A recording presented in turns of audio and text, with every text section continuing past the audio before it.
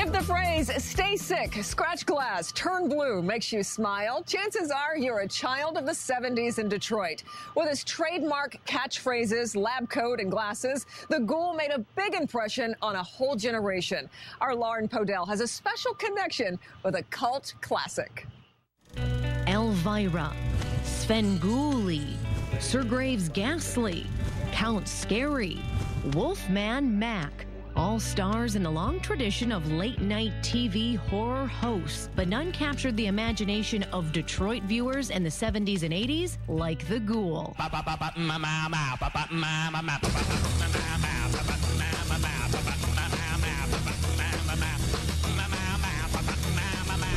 And while a lot of you have memories of watching the Ghoul back in the day on TV, I have memories of being on set with him, seeing the Ghoul in action.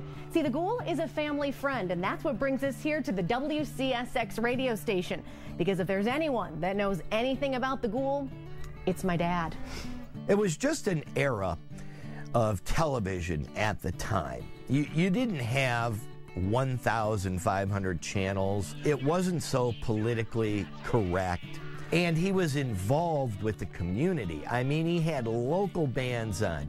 He had local artists on. He, took your letters and read them. He posted your posters on the wall. He embraced people who embraced him. Plus, he's just a lovable guy. To know Ron Sweed personally, he's a very humble, very quiet guy. The bits were great. What I loved about it, kind of being in the business, is that there was no teleprompter. There was no script.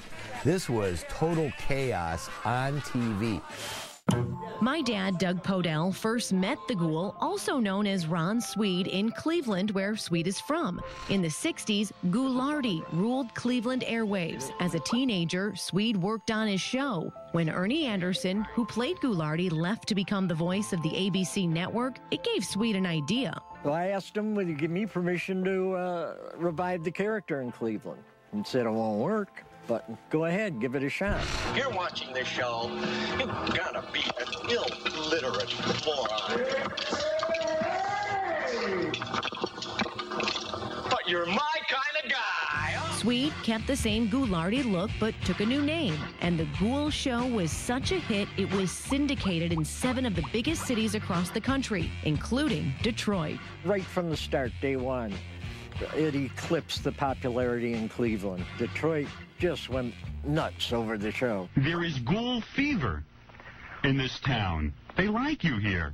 Well, Detroit has always been good to their king and their leader, Howard. What can you say? They've been my best fans ever since. I mean, I'm from Cleveland, and the show originated in Cleveland, but Detroit's been, like the sick, psychotic capital of Ghoul Power land.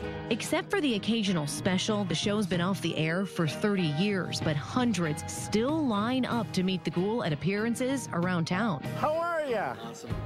Boy, you're a good-looking guy. I gotta tell you. It's mind-blowing. It's, you saw how the crowd was today. It's, they have long memories, and they remember it. And, I watched you when I was a kid. Well, thanks a lot for making me feel old, but, and they get their kids to watch YouTube. It's on YouTube. I don't know how the segments got on there, but YouTube's full of the Ghoul.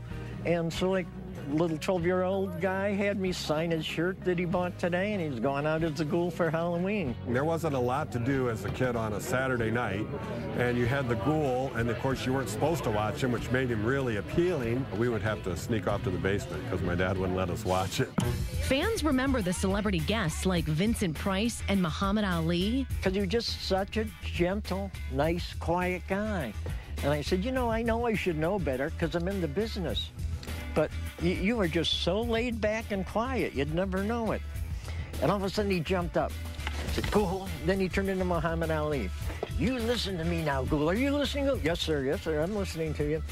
You never let the fans figure out who you are or what you are. You always keep them guessing, because once they figure you out, they'll go somewhere else, Ghoul. You understand, Ghoul? Yes, sir, yes, sir. They also remember all of the explosions and the Ghoul's amphibian arch nemesis. What I remember most is Froggy. and the bits where he would blow up, Froggy, or blow up a pumpkin, or, that was the best. I mean, you waited all night for him to blow up something. I walked through a Toys R Us one time, and they had a whole wall of those rubber frogs, which goes back to the 50s. A show called The Buster Brown Show, and Froggy was on it, and hiya gang, hiya, hiya, hiya. And I figured, well, okay, I'll buy a Froggy. It'll do a one-time bit. I'll beat him to death with a baseball bat or whatever, and that'll be it.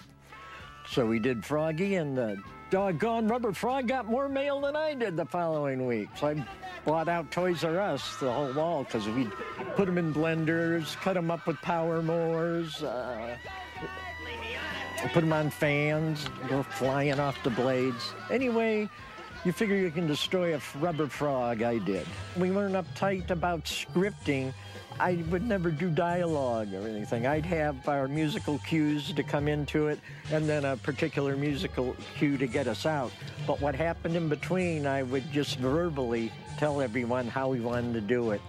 And always would try to do it on a first take. Rarely would, no matter what happened, a flat could fall on a guy and kill him.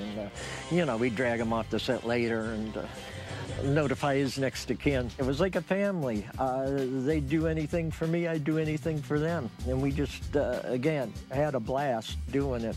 My dad is still good friends with the Ghoul. He even made an appearance on the Doc of Rock's weekly Comcast show, Rock 900. Hold out your hand.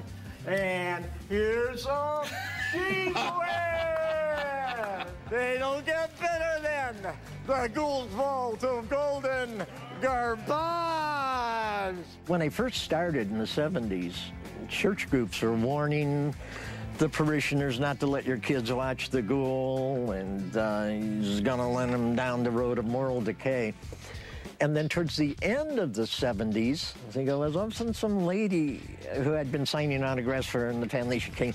I just had to come back from the car. I just wanted to thank you for doing a show where the whole family can watch.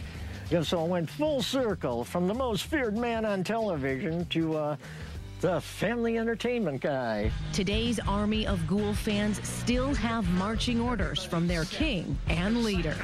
All right, Detroit fans, my 10-star generals in the Ghoul Power Army.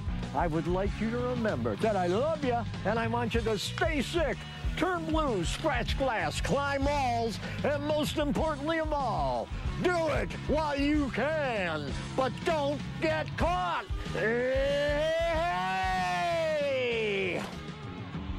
He is over the top, and you can see more from our time with the Ghoul on the first block page of clickondetroit.com. How the Ghoul met the Beatles, plus never-before-told stories even the biggest Ghoul fans haven't heard.